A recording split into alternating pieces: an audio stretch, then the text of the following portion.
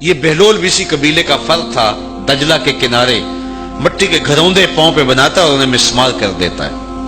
وہ کبھی آپ نے دیکھا ہوگا کہ بچے ریت میں اپنا پاؤں رکھ کر کے اوپر سے ریت تھپک لیتے ہیں اور پھر پاؤں ہولے سے نکال لیتے ہیں، بچ جائے تو بڑے خوش ہوتے ہیں، اور جب کھیل ختم ہو جاتے ہیں تو اسے گرا دیتے ہیں اپنے ہاتھوں سے۔ بہلول بھی اسی شغل میں لگا ہوا ہے۔ بہلول یہ کام کر رہا ہے، گروندے بناتا ہے گراتا ہے، گروندے بناتا ہے گراتا ہے۔ بادشاہ گزرا، پوچھا بہلول کیا کر رہے ہو؟ ہنس کے کہا جنت کے مکان بنا رہا ہوں۔ کہا بیچتے ہو؟ ہاں بیچتا ہوں۔ کتنے کا؟ 10 روپے کا، سیل لگائی ہوئی ہے۔ بادشاہ مسکرا کے گزر گیا، دیوانہ ہے، مجنوں ہے، اپنی موج میں لگا ہے۔ پیچھے سے ملکہ زبیدہ بھی آ رہی تھی، اس نے بھی دیکھا، کہا بہلول کیا کر رہے ہو؟ کہا جنت کے مکان بنا رہا ہوں۔ کہا بیچتے ہو؟ ہاں 10 روپے کا بیچتا ہوں۔ 10 روپے بادشاہوں کے لیے کیا ہوتے ہیں؟ 10 درہم نکالے، اس کو دیا، اس نے دریائے دجلہ میں پھینک دیا۔ فقیر اتنی دیر تک فقیر نہیں بنتا، داتا صاحب فرماتے جب تک مٹی کا ڈھیلا اور سونے کی ڈلی اس کی نظر میں برابر نہیں ہو جاتا۔ اور ایک مکان کے گرد، ایک وہ گروندے کے گرد دائرہ لگایا، کہا یہ تیرا ہوا۔ ملکہ گزر گئی، بادشاہ بھی چلا گیا، شام کو اپنے محل میں پہنچے۔ بادشاہ سویا، منظر جاگا کہ حشر کا دن ہے، پھر جنت کا منظر ہے، جنت میں بڑے بڑے خوبصورت مکان ہیں۔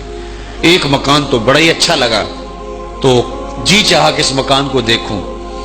تو جب قریب گیا تو دروازے پہ لکھا تھا ملکہ زبیدہ۔ شوق سے آگے بڑھا تو دربان نے روک دیا، کہا یہ ملکہ کا ہے؟ کہا وہ میری ہی ملکہ ہے۔ کہا دنیا کے ضابطے اور ہیں، آخرت کے ضابطے اور ہیں۔ بادشاہ کی آنکھ کھل گئی، بے چین ہو گیا، ملکہ کو بیدار کیا، کہا تو کون سا نیک عمل کیا ہے؟ میں نے جنت میں تیرا یوں مال دیکھا ہے۔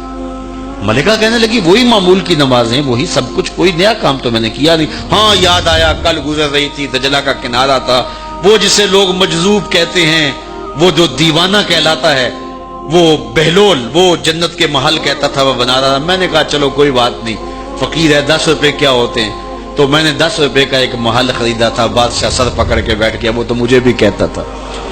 میں دیوانے کی بات سمجھ کے گزر گیا۔ اگلے دن بادشاہ قصدن گزرا۔ جب قصدن گزرا نا تو دل دھڑک رہا تھا کہ کہیں مجذوب پھر آج مل جائے اور اسی موج میں ہو تو کام بن جائے۔ دیکھا تو بہلول وہاں بیٹھا ہوا ہے، آگے بڑھ کے دیکھا تو کام بھی وہی۔ بادشاہ پھر رک گیا، پوچھا بہلول کیا کر رہے ہو؟ اب دل دھڑک رہا تھا کہ مجذوب ہے، کوئی اور بات کہہ دے تو چلو اچھا ہو کہ وہی جواب دے دے۔ اس نے وہی جواب دیا، جنت کے محل بنا رہا ہوں۔ بادشاہ کا کچھ دل ٹھہرا، پھر کہا اچھا بیچتے بھی ہو؟ ہاں ہاں بیچنے کے لیے بنا رہا ہوں۔ بادشاہ ادھر جیب میں ہاتھ ڈال رہا ہے اور ادھر پوچھ رہا ہے کتنے کا؟ کہا آدھی حکومت لگے گی۔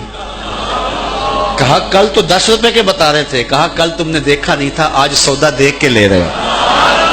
اللہ تعالیٰ ارشاد فرماتا ہے انما تنذر من اتبع ذکر وخشی الرحمن بالغیب، جو ان ڈٹھے سودے کرتے ہیں، جو بغیر دیکھ کے کرتے ہیں۔ اچھا چلو ایک خوشخبری میں آپ کو بھی سناؤں، اور وہ خوشخبری رسول اللہ کی زبان سے۔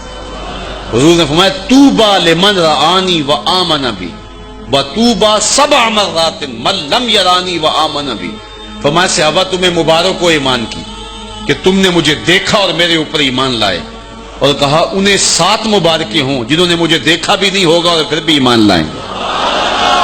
انما تنذر من اتبع ذکر وخشی الرحمن بالغیب فبشرہ بمغفرۃ واجر کریم۔ ان کو بشارت دے دیجئے بڑی عزت والے اجر کی اور خوشخبری بھی۔ تو جس اجر کو میرا رب بھی کریم کہہ رہا ہے وہ اجر کیسا ہوگا؟ تو یہاں تو لہجہ دم توڑتا ہے اور الفاظ ساتھ نہیں دیتے کہ اجر کریم کی کیا تعریف کریں جس اجر کو میرے رب نے بھی کریم کی صفت سے موصوف کر دیا ہے۔